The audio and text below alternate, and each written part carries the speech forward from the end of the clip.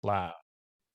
Hey, everybody, welcome to Navel Gazing, the Valley Indy podcast. My name is Eugene Driscoll, the editor slash reporter slash everything else of valleyindy.org, an online newspaper covering Derby, Seymour, and Ansonia. And today, my guests are two police officers. Joining me is Vinny Orlando. He is the president of the Ansonia Police Union. Hello, Vinny. Hello. Thanks for having me. Yeah, welcome. It's a pleasure to have you.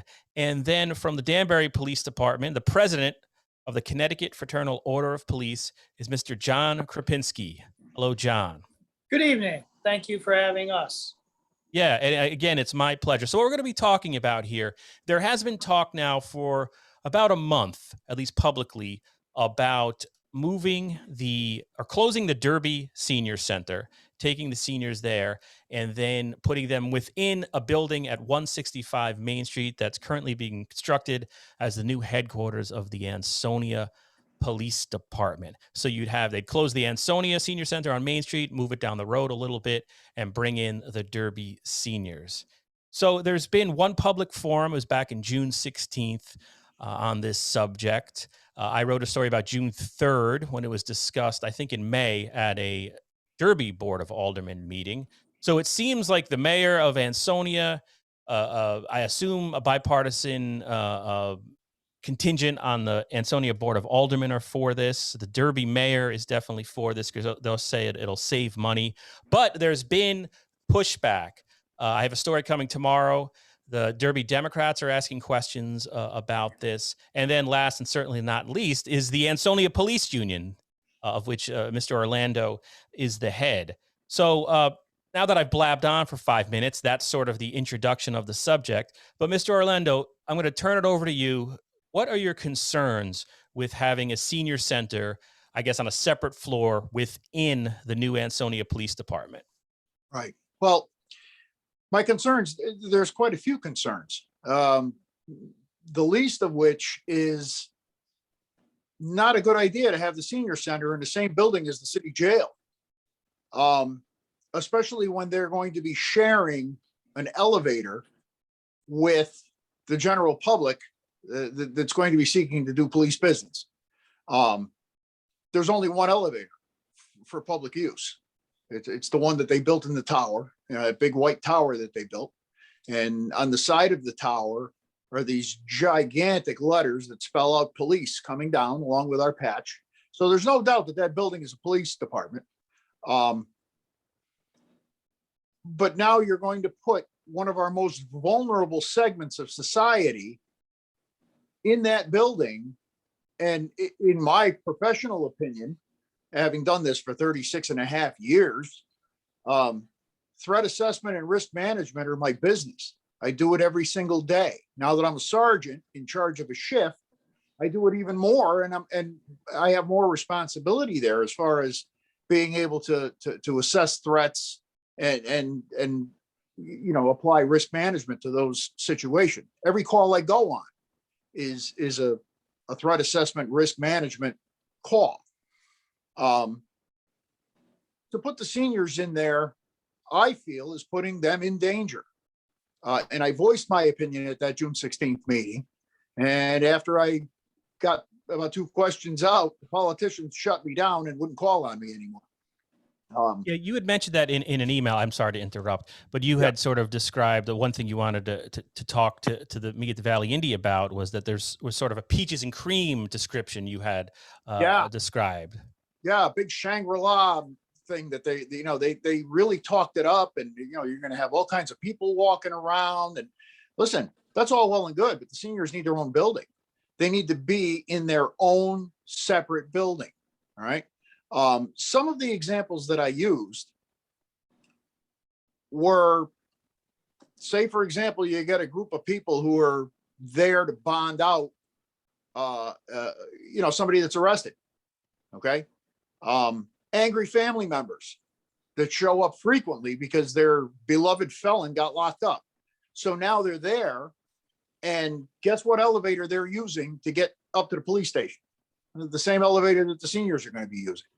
And there's nothing stopping somebody from hitting the wrong button and showing up in the lobby of the senior center to wreak havoc. And if that happens, All right. It doesn't take a rocket scientist to figure out that that's a good spot to wreak havoc. It's a soft target and it's an easy target. So if they want to get the cops' ire up, that's what you do. You go after the people that we strive the most to protect and to defend. You know, they show up on the wrong floor and wreak havoc there. Now you've got ground zero for a disaster. And then, Mr. Krupinsky, I want to throw it to you for a second as the head of the state organization, Fraternal Order of Police. What are your thoughts on this? I mean, I'll just tell you right off the bat, my father just retired from being a chief of police for the last 55 years over in Somers, New York, different community, but they had a senior center right next to the police station. It was literally, wasn't in the same building, but they were literally right next to each other. So what's the issue there, Mr. Krupinsky? Really, normally I'm the guy speaking out for the police. In this instance, I feel like I'm representing those at the senior center. A lot of it has to do with what Vinny is saying. I come from a police station that was bombed. They blew our police station up in 1977. Can you imagine if we had a senior center in there? It was bad enough evacuating guys that had the ability. Never mind, you had to remove seniors. We had our deputy chief went from the first floor to the basement, right through 2 floors. That was in Danbury. Danbury, yes. You're talking about, right? Okay. Yeah, that was when the Pardue brothers robbed a bank and said the easiest way to disrupt police service is to blow up their police station, and they were right. There's some other things that, you know, maybe 5 years ago, 10 years ago, I might not be here tonight, but you have to look at where society is at currently. Currently, police stations are marched upon, hundreds of protesters outside. In some cases, they've been overtaken. New York City, Portland, Seattle, where precinct houses were overtaken, some burned to the ground. It's bad enough. And I've visited many of our FOP lodges that are located in police stations where they have evacuation plans set in stone, ready to go. God forbid they get overrun. Can you imagine? It's one thing for us guys to get ourselves out that are armed, but if we then had to stop what we were doing, because we'd have to go evacuate the seniors first before we could leave the building. I just think it's placing people in a risky situation that I don't think that we need to do. Now, like in your dad's position, you know, if they were across the street, if they were a half a block up, if they were next door, probably not quite as much of a problem. It's being in the same building, because sometimes, and with the things that are going on right now, everybody says, yeah, it's a little Ansonia, I'm not worried here. Well, I can name 100 other cities that were small cities that had a shooting where the next thing you know, they were thrown, you know, they were the face of CNN. And if that happens, and it can happen anywhere, now that police building is going to be the target of ground zero. And we're going to put some vulnerable people right in the center of it. That's my biggest concern is, and I know how cops are, we would always go down and protect those seniors first, but now that puts everybody in a dangerous situation.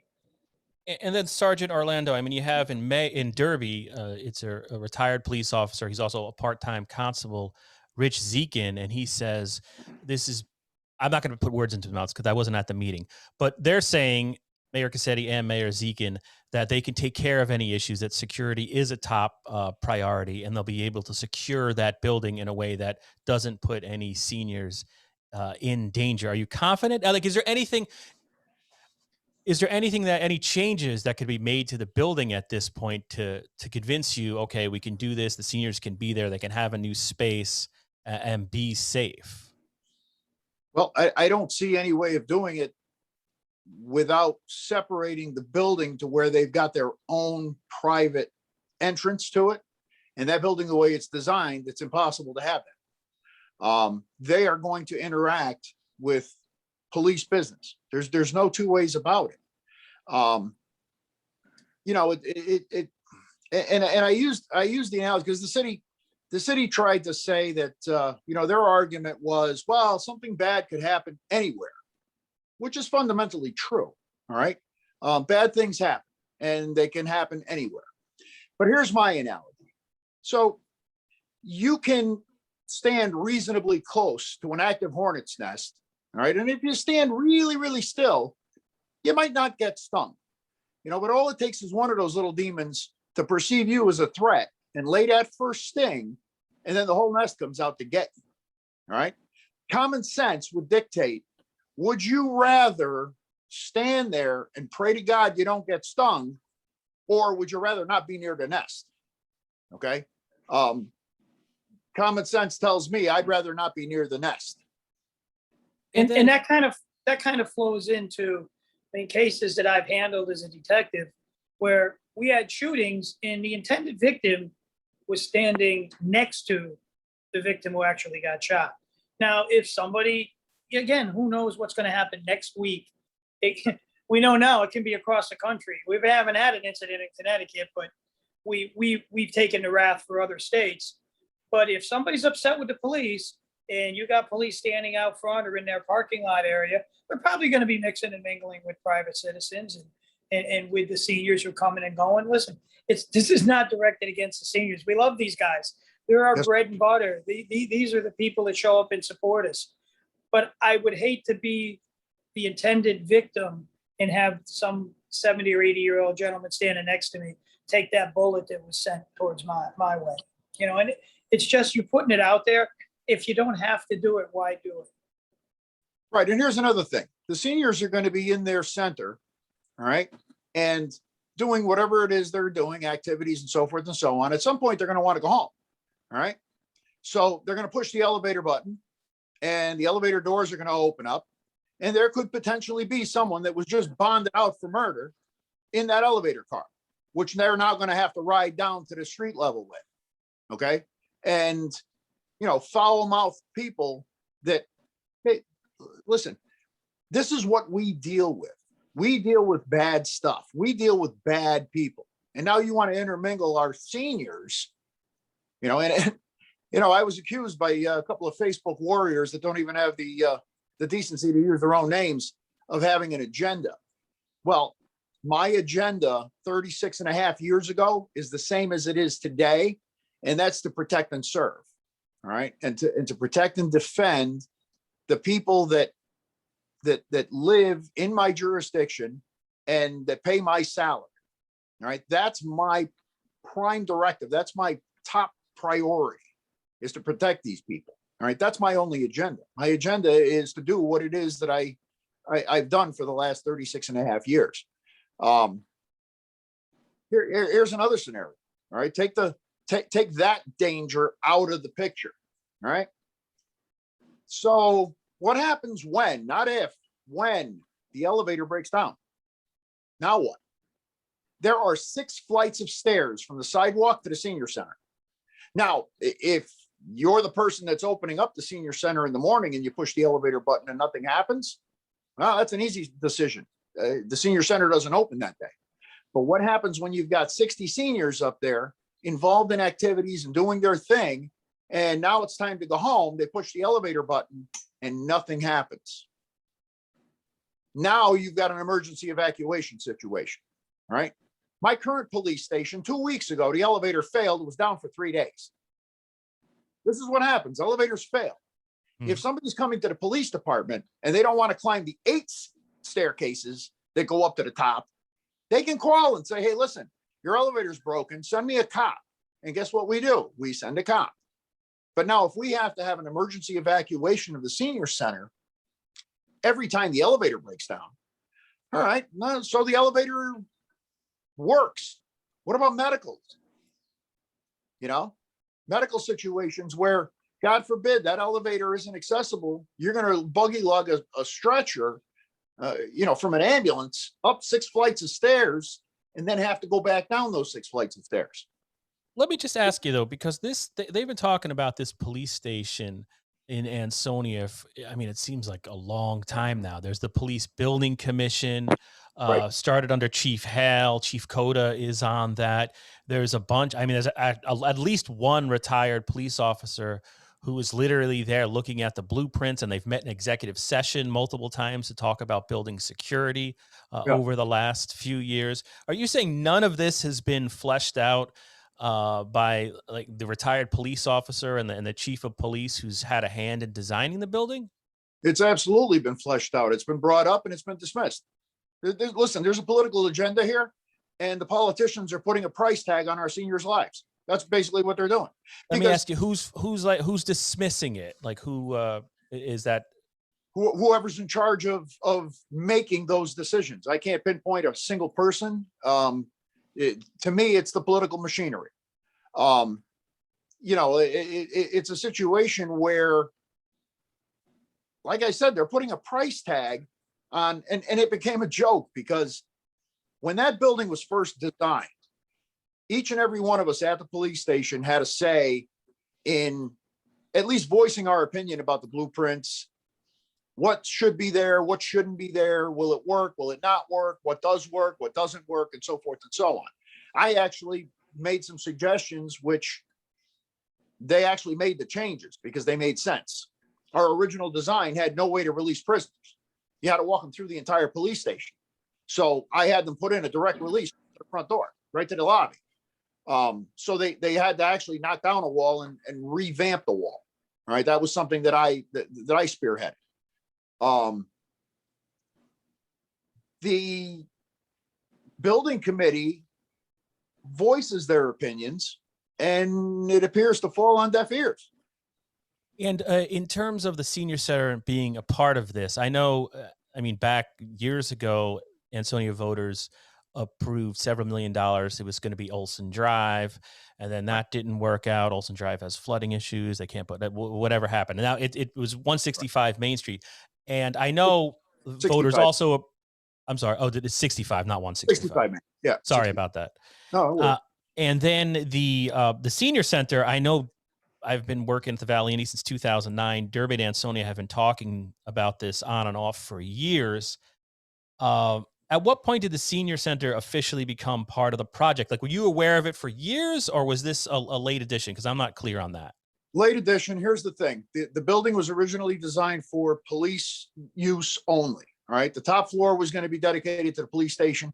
The next floor, where they're proposing to put in the senior center, originally was supposed to be a regional police training facility. They didn't have enough room to do it on the top floor. As a matter of fact, they didn't even have enough room for us. We don't even have a union office in the new building. All right. All your new construction police departments, police buildings have union offices. They didn't even have enough room to put our gymnasium, our health and fitness center, on the top floor. They had to put that down on the second floor. And then now we're finding out that they're actually going to clip a quarter of it to give it to the seniors. And now that raises all kinds of issues with, security there. Now they're going to have to put up walls. They're going to have to bifurcate the thing in a security fashion. I mean, listen, there are standards that have to be met. So it got to be a little bit of a joke because one day out of the clear blue, our regional police training facility, all of a sudden there was a sign directly below future home of the Ansonia Police Department where it said future home of the Ansonia Senior Center. Do you remember exactly, or roughly, when did that happen? When did that sign go up? Do you remember, like, a year ago or within a... I don't remember exactly, but there was a point there where we were getting information filtered to us that the seniors wanted no part of that building. They didn't want to be in the same building as us because they felt the same way that and the same issues that I'm bringing up now, that John's bringing up. So for a while there, that sign was like a yo-yo. Today it was there, tomorrow it's gone. Then it was up, then it was down. I mean, it was laughable. Until go ahead. Until they set it in stone that this is where it's going, and that's the end of the story. So that's when the union got involved. Yeah, I was going to say, because it's not like Mayor Cassetti's administration there in Ansonia. I don't think they're looking to. It wouldn't make sense politically for them to upset the police union. And since 2009, I've never heard something like this where a police union has decided to speak out. What has the conversations been with the administration? Which administration? The Cassetti administration. The only communication that the union has had started on June 16th at that meeting where I wanted to get my points across. I wanted to get our concerns heard publicly. But then there was interference and, you know, like I said, listen, at that meeting, when the whole theory behind, well, this could happen anywhere, when I shot that to the ground with my hornet's nest analogy, all right, Corporation Counsel sat up with the microphone and said, well, listen, what better place for the seniors to be? If something bad happens, the cops are right upstairs. So I said, you're saying that it's okay to put the seniors in danger because the cops are upstairs? What kind of sense is that? And then one of the Ansonia aldermen stood up and he basically said the same thing and said, listen, if something bad happens, the cops are upstairs, take them 30 seconds to respond. I asked him what police department he served in, where he had a 30-second response time. He didn't like that. He shut me down. Well, listen, it is what it is, but I'm sorry, you're not going to lie to people about the cops in front of the cops. It's not going to happen. How many officers are there at the Ansonia Police Department? Do you know? Yeah, that's tough to say. I know what we're supposed to have with the new police accountability law and retirements and defunding of the police department, which happened recently. Although it got the Ansonia Police got a bump up, but not as much as the chief had asked. What do you mean? From what I remember, there was an increase in funding year to year, but the chief had asked for a larger increase, from what I understand. Well, I don't know about any increase. What I do know is they defunded a lieutenant's position and they defunded a patrol position. All right. We have 3 divisions in our police department. We're supposed to have 3 lieutenants, a lieutenant in charge of every division. We had one. We had 1 lieutenant for every division. We had 3 lieutenants in the department. And this last budget meeting, the mayor clipped it. He clipped a lieutenant's position and a patrol position. So we're already shorthanded. If I had to venture a guess, because my roster goes up and down and up and down, it's tough without actually looking at what the current roster is. But we're down probably 8 people. That'd be about a quarter of the patrol strength. And what is Chief Coda doing about this issue? I mean, here you have a sergeant, the head of the police union, speaking out publicly against this move. Is he supporting you? What is his role in all this? I haven't really had any conversation with Chief Coda about it. This, like I said, this is an undertaking that the union felt needed to be put out there because the people, they deserve to hear the truth. And they deserve to hear it unadulterated, and they need to hear it, you know, without the pomp and circumstance and the peaches and cream Shangri-La talk of the builders, the architect, and all of these people. Yeah, great idea. Well, how about you do all of that stuff in a separate building? You know, that was my whole thing. It doesn't belong there. All right, the seniors do not belong in the same building as the city jail. And then, would you put a school there? Would you put a nursery school in there? If not, why not? Well, I'll tell you why not, because there isn't a parent on the planet that would send their kid to the same school as the city jail. And so what are the next steps? I mean, in this interview, you brought on Mr. Krupinsky, who represents the entire state organization there. So, I mean, just as a reporter who, I mean, I'm not nobody, you know what I mean? I cover the local goings on in Derby and Ansonia. There is a feeling there's election year coming up. This thing seems to have momentum going forward, where you've got both incumbents who are definitely speaking for this proposal. So what happens? Are we talking a civil lawsuit of some type to try to stop this? Where do we go from here? Well, the FOP hasn't really decided where we go from here yet. What I will tell you is we may not need to go anywhere. They may have sealed their own fate, because I mentioned earlier a police accountability law. Okay, everybody's familiar with that. It went into effect last year, and little by little, there are deadlines for certain things to take place and to become active. So one of those things, which is supposed to take place December of 2024, all right, is that all police departments in the state of Connecticut are required to be accredited by CALEA, right? CALEA being the Commission for Accreditation of Law Enforcement Agencies. Okay. There is no option. It's mandated by law. There is no way that we can get CALEA accreditation with a senior center in our building. Oh, that's interesting. Okay. And I know Well, accreditation is a painstaking, step-by-step, very involved, intense process correct. that police departments go through. It requires full-time employees. Okay. So they're going to have to, they recommend a minimum of 3. 2 full-time cops need to be assigned to that at a bare minimum. Accreditation be reached within 5 years. 5 years is what they say, but you have to meet every deadline. All right. They give you a packet and they say, okay, by such and such a date, you need to accomplish this. You need to comply with this. And then if you do it, then they move on to the next package and you get the next package.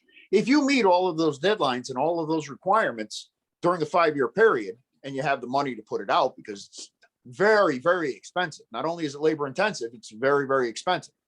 Then you could feasibly get your accreditation in 5 years. Now, the police accountability law, section 22 of that law says that by December of 2024, this needs to be underway by all police departments in the state of Connecticut. Any police department in the state of Connecticut that is not underway by that time, January of 2025, they will be forced to do it. I don't know who's coming in to Let me just ask though, because I don't want to get too off track. How will explain to us as because I'm a layman and most of the people watching this will be laymen. How does having a senior center within your police department infrastructure there kill your chances at accreditation? Well, I'll let John address that, because Danbury is accredited.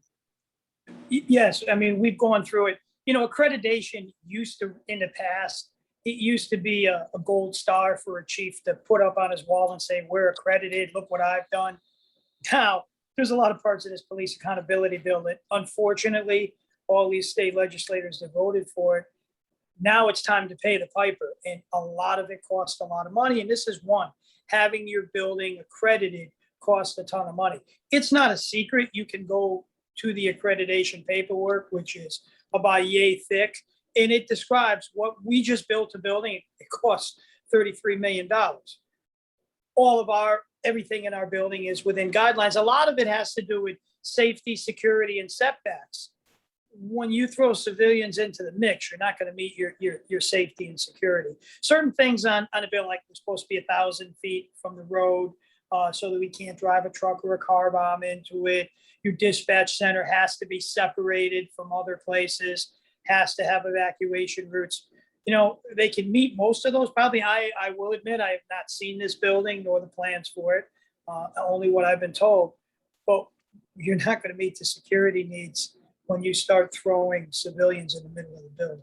That's interesting, because I've seen the new Ansonia Police Department. I mean, the new Danbury Police Department. And I remember going into the old one where you could just walk in off the street and you could look at who got arrested. There was a whole lot giant, different now. Right. And I when I drive by now, because, you know, I'm a family and I pass through, it's a fortress.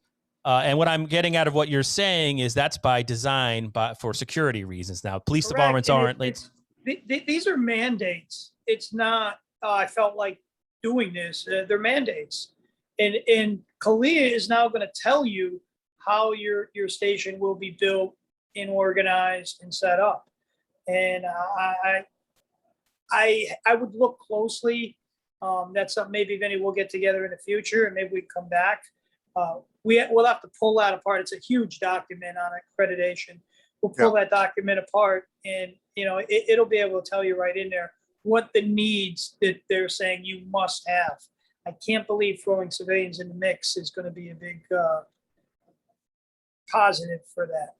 No. And one more thing too. I mean, we're talking about where we at and what are we doing. It should kind of be this. The information that I've received back on this is that the seniors really don't want to go there. If the police officers don't want this to happen, and the people that they want to put there don't want this to happen. Why would it be common sense to make it happen? That really is just the opposite to me and shows no common sense. I get it if it was just everybody saying, hey, this is the greatest idea in the world and this should happen. And the police said, hey, look, we're going to have some responsibility here. No, we don't want it. I would be looking at this as a different issue. I'm looking at it kind of like both sides where we're talking about, hey, the seniors don't appear to be too happy to be going there either, because they appear to recognize some of the issues more than some of the politicians do. I don't know what the big drive from the political side is to say we have to have this there. Let me just ask you, Vinny, and then I'll just turn it over to both for any last remarks.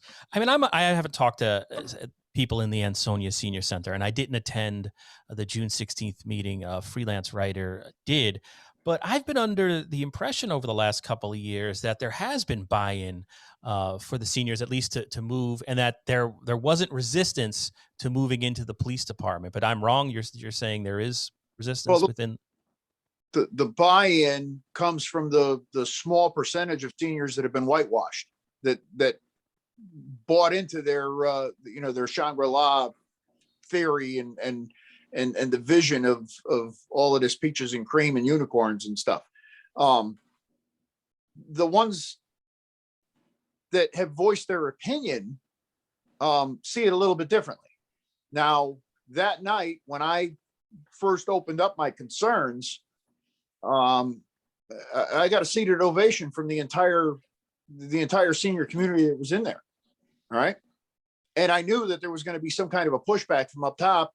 And what I did was I offered myself to be there and to stay there until every one of them, anybody who wanted to come up and talk to me after the meeting. All right. And I stayed for 45 minutes, right out into the parking lot. All right. Those seniors don't want to be there. The ones that came to me and spoke to me said, you know what, you make a lot of sense. And we thought the same thing. But yet the best thing is the last woman that spoke, they raised her hand and said, so it sounds to me, she said, like you guys are ramming this down our throats. Do we have any say in this? And Sheila O'Malley said, she's the mayor's chief of staff there and economic development director. Economic development, right wing. So she said to this woman, well, yeah, of course you have a say. That's why we're here. We're here to give you guys a say. And the woman came back with, well, who makes the final decision? And she said, well, the legislative body makes the final decision. She says, does it go to referendum? Do we get to vote on it? And Sheila said, well, no, the aldermen will make that. They're the legislative body. They'll make that decision. She says, so this is a waste of time. You're ramming it down our throats. If we don't have a vote, if it's not going to referendum, then we don't have a say. And then it was like, it was moved on. And then Corporation Counsel John Marini turned around and said, well, listen, whether or not Derby joins us is irrelevant. City of Ansonia is moving forward with this senior center. We're committed to the building now, and that's the end of the story. And so that got a couple of sideways looks from people in the room.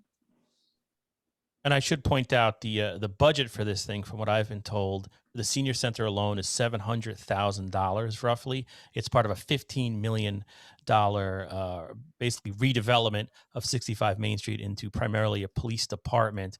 Derby, according to what's being discussed, would pay $300,000 up front, but they don't. The money they would pay, and then they hope to recoup it by selling the current senior center building on Main Street in Derby. So I forgot to mention that at the top. All right, so I hope I didn't interrupt you too much, but I guess what I'll do is just let's close it out. Is there anything else either of you want to add before we call it a night? Well, I only have one thing, and I'd like everybody to know that there is no way that I would ever allow my mother or father or grandmother or grandfather to go to that senior center. Knowing what I know, being part of that environment, I wouldn't allow it. And anybody that cares about their seniors, about their loved ones, might want to think really, really hard about what's being said here, and make an informed decision. I'm not trying to kibosh anybody. And listen, there's no way that I've been accused of agendas and all of this nonsense, fear mongering. It's not fear mongering, it's reality, right? Do I think that the mayors intentionally want to do harm to the seniors? No, absolutely not. But now they've got a political football that they've been passing around, and they're into it, But like I said, that's putting a price tag on our senior safety, and that's unacceptable. Okay, Mr. Krupinsky, anything else you want to add before we go? Just in finishing up, I certainly have no stake in this other than my members that have to work under these conditions. But I would ask the politicians, sit back and listen to the people that are involved in this and do what they want. If the PD is opposed to it and the seniors are opposed to it, I think it's kind of a no-brainer to say, maybe we should look at another location to put that. I clearly want to point out, I think that they should build one, but it should probably be off-site in another location. Let a police station be a police station. All right, Mr. Orlando, Mr. Krupinsky, thank you so much for taking the time to talk to me. I do appreciate it. Eugene, thanks My for having pleasure. me. The pleasure's all mine.